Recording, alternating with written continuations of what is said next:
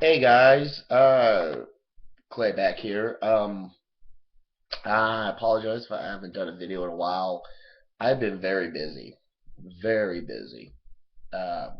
Taking care of a lot of things, taking care of some New Year's resolutions, things like that.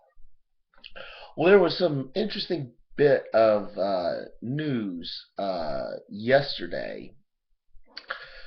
Many of y'all probably saw it. I know you probably did.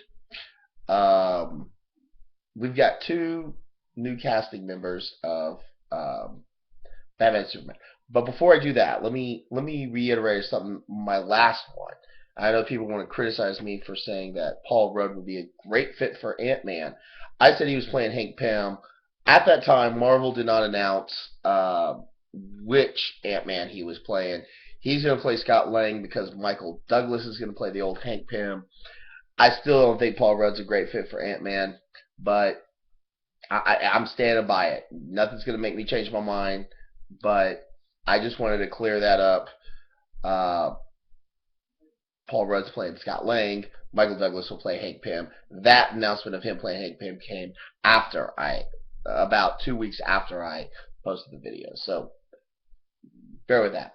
But yesterday we had two announcements. Yesterday, which was January 31st. I know I just changed my calendar right there. I know you see Matt Ryan right there. Yes, because that's the February's custom NFL calendar that I have.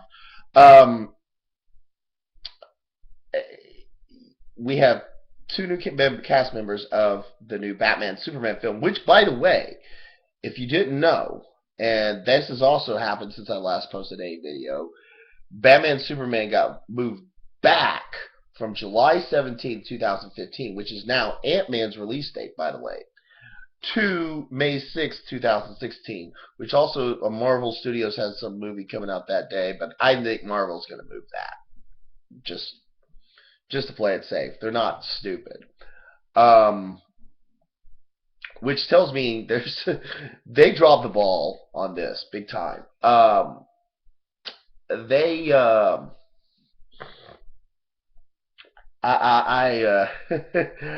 was like, wait, what? You announced this at Comic Con this past year, and y'all been, don't tell me you haven't had the script written. But my guess is they're rewriting the entire script. Something happened because now they're not just start filming until May, which I don't understand why they can't get it out. Well, start now. I don't get it. So the two new castings. We'll go with the one that is not too difficult to talk about. Jeremy Irons, Academy Award winner. Many of y'all probably remember him as the voice of Scar from The Lion King. He won an Academy Award for in 1990 for a film called Reversal of Fortune, which okay, he's got an Academy Award. And he has he's good act a bit. And of course, a lot of us probably remember him from Die Hard 3 as Simon Gruber. Simon says. He's been cast as Alfred the Butler. I don't have a problem with that. I can live with that. I mean, you gotta have somebody, I guess, British and somebody who could be believable in that role. And as long as he doesn't overact like he did in Dungeons and Dragons, I actually saw that film. Don't ask me why. Don't ask me why. I think he'll do fine as Alfred. I mean, I could see it. I don't have a problem with that.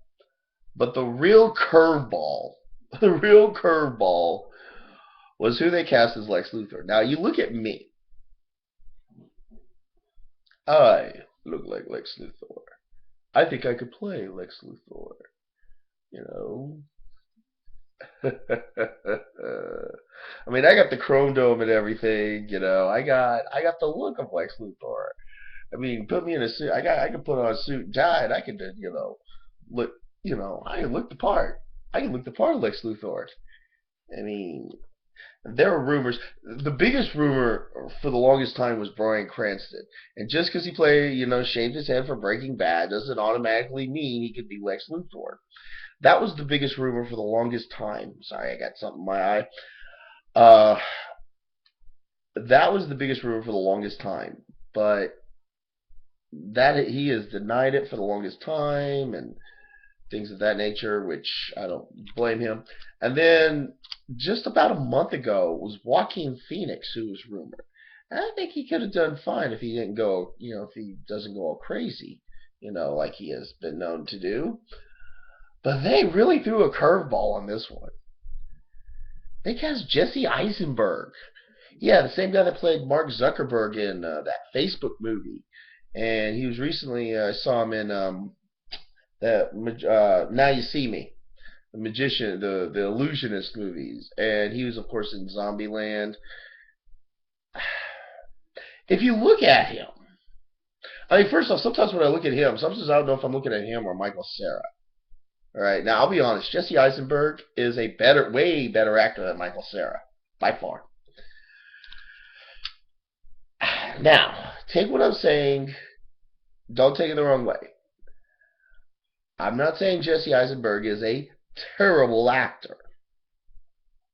I know he's got an Academy Award nomination for playing Facebook guy. He pretty much plays at one speed.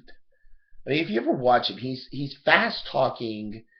I mean, yeah, he's fast talking, witty, and things like that. Lex Luthor is charming and charismatic and intellectual. Now, Eisenberg plays smart guys, obviously, but they're smart asses. Lex Luthor is not a smart ass. I'm not saying Jesse Eisenberg's a terrible actor.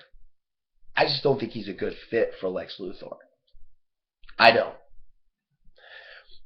He looks more like Jimmy Olsen than he does Lex Luthor.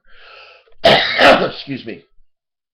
He looks like Jimmy Olsen. Now, I don't think they're doing Jimmy Olsen in this new universe because if you watch The Man of Steel, there was a girl named Jenny. They don't think they use the term Olsen in it, but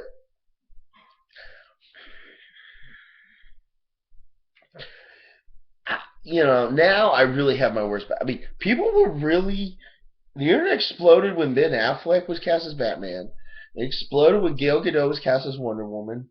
I don't think. See, the people I don't think really have a problem with Irons as Alfred the Butler. My choice, if I were casted, I would have chosen Jeffrey Rush. I'm not dissing Jeremy Irons.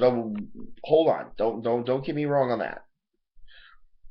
Because I think he can do fine in that. But Jesse Eisenberg as Lex Luthor? I mean, you really need Lex Luthor to be this. I mean, are they trying to go for what they did with Smallville? I mean, okay, I know people are gonna go. Why not they use Michael Rosenbaum? Let me explain something. Let me explain this right here. Warner Brothers is keeping their TV universe away from their movie universe. Okay. Same thing with Arrow. Okay. The Green Arrow you see, the Stephen Amell who you see on Arrow, that universe is going to be completely different. Same thing they're going to introduce. They introduced Barry Allen, Flash, and if you see in this, they've had Black Canary. They've mentioned Ra's al Ghul. They've mentioned him. They've had Solomon Grundy and whatnot. Anyhow, they're keeping Warner Brothers and DC at least is smart enough to keep their TV universe away from their movie universe. That's why I don't think Agents of S.H.I.E.L.D. with Marvel, and I'm more of a Marvel guy than I am a DC guy, I'll be honest. But I don't like Agents of S.H.I.E.L.D. I do not like it. I don't. I really don't. I mean, why you got to keep your movie universe and your TV universe separate is because if you keep them in the same universe, it handcuffs the TV series. It limits it to what it can do. I know the TV universe is going to have Lady Sif, Jamie Alexander is going to come guest star on Agents of S.H.I.E.L.D. Yeah, I know that. But it handcuffs it. So that's why you won't see, you're not seeing Tom Welling or Erica Durance or Kristen Crook or Michael Rosenbaum or any of those people from Smallville being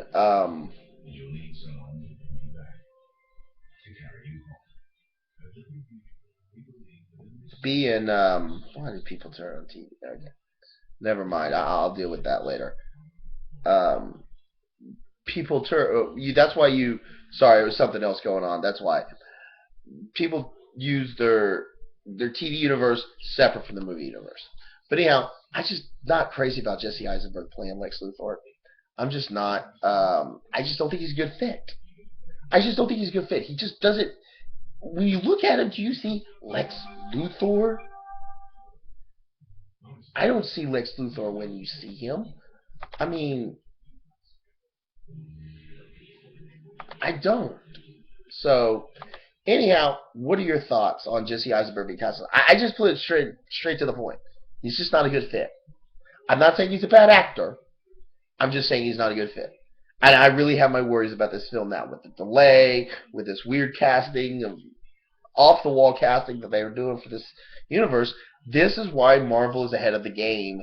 I mean, come on, Marvel's got a movie coming out with a gun-toting, trash-talking raccoon and a big talking tree in it. I mean, Marvel is rolling these films out, boom, boom, boom, boom, and DC is doing one every 2, 3 years. Come on, DC, you need to get your ass together.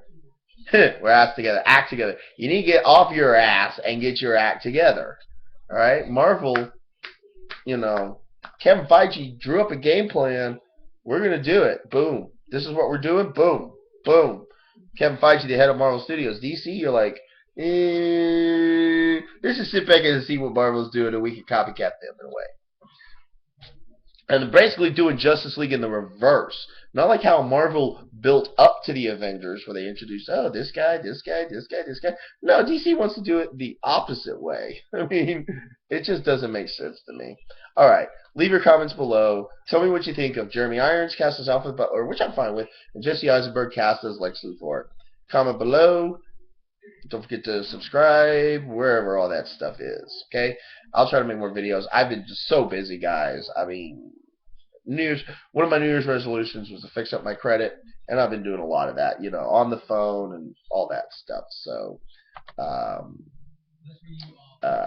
that's what I've been doing. All right? All right, I'll see you guys around. Bye-bye.